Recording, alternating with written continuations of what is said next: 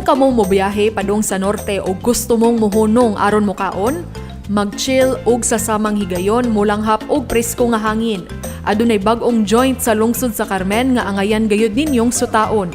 Dito sa Carmen Plaza aduna sila'y bag-o nga baywalk di naglinya ang mga kan-anan, refreshment areas ug mamahimo sab istambayan sa barkada inig kagabii. Hitchas gayud ang maong lugar gikan sa pamahaw hangtod sa panihapon ug chill-chill human sa panihapon. Kung ganahan mo og romantic setting, pwede sa didto kay Under the Trees ang ilang peg. Bag-o pa lang nga nisulbong kining mga establishmento sa baywalk sa Carmen Plaza. Usa sa mga tag-iya sa kan-anan didto mao si Eric Tabar.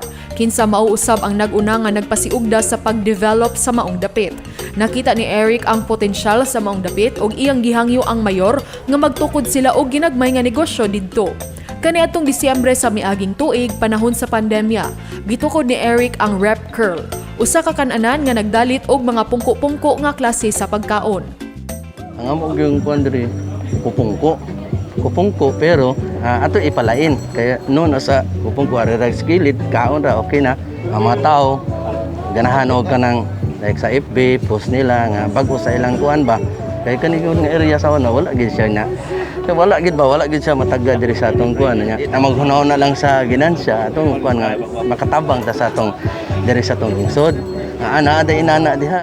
Ug kay nakita sa mayor ang maayong epekto sa maong pagdevelop. Gipagamit nila ang mga payag nga kanhi pahuwayanan sa mga muduaw ngadto ug sila na ang nagdisenyo aron makadani og mga customer. Ang Rep Curl inspired sa mga hobbies ni Eric nga mao ang skateboarding ug surfing. So mao ni ato ang kuan diri mga pungko like ani mga kuan. Basin karong gabi mahulot ni pero kasagaran mo na mo serve na may og mga lain. O sa kanya ito mga lain nga i-serve dito sir? Kaning ramen, kaning kuan. Oh, naata. Or ramen, Korean food, uso. Oh, nasa tay. Oh, ana. Dugay na may gusto nga inani nga ang kuan but simi hunahuna ba sa concept kay suli ang atong duwa ganahan sa tag aras dagat mo ni atong concept ngayon ani nya. Same time na timing sa nga na atas dagat. Lain sab nga kan-anan nga mahimong adtuon tapad lang sa Rep Curl mao ang hapitanan. Gipanag-iya kini sa higala ni Eric nga si Mardy. Og nag-serve sila og rice toppings og milk tea. Ya, ang gikuan pod namo gi-cater pod namo diri kan nami mga rice toppings, milk tea at the same time ang katong mag-ride from the city ari diri hapitanan o murag naka-check hapitanan ang gitawag ko. Ang among table tanan usara. Sige asa ang customer way problema asa sa lingkod or just pagkaon diri sa kang Eric or just diri sa pa wala problema.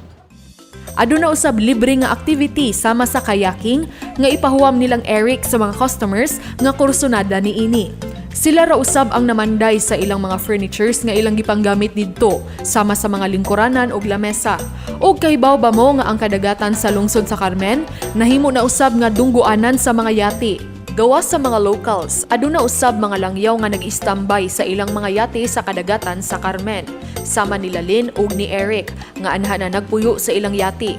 Daghan ng lugar sa kalibutan ang ilang naadtuan sakay sa ilang yate. Hangtod nga niabot sila sa lungsod sa Carmen ug usa na sila katuig dinhi.